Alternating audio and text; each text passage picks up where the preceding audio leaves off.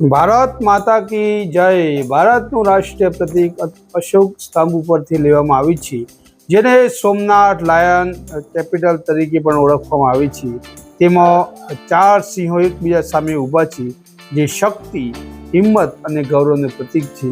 આ 4 સિંહો 4 દિશાઓ બતાવે છે, જે પૂર્વ, પશ્ચિમ, ઉત્તર, દક્ષિણ, અને તેની નીચે અશોક ચક્ર દર્શાવવામાં આવ્યું છે, જે ધર્મ અને ન્યાયનું પ્રતીક છે।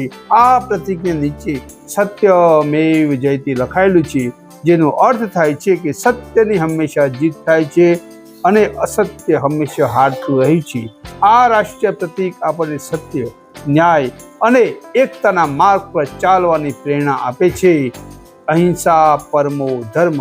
અત્યારે આપ જે જોઈ રહ્યા છો રાષ્ટ્રીય પ્રતીક, એ માધાપરના યક્ષ મંદિરના ઉપરના બગીચામાં રાખવામાં આવેલું છે। ભારત માતા કી જય।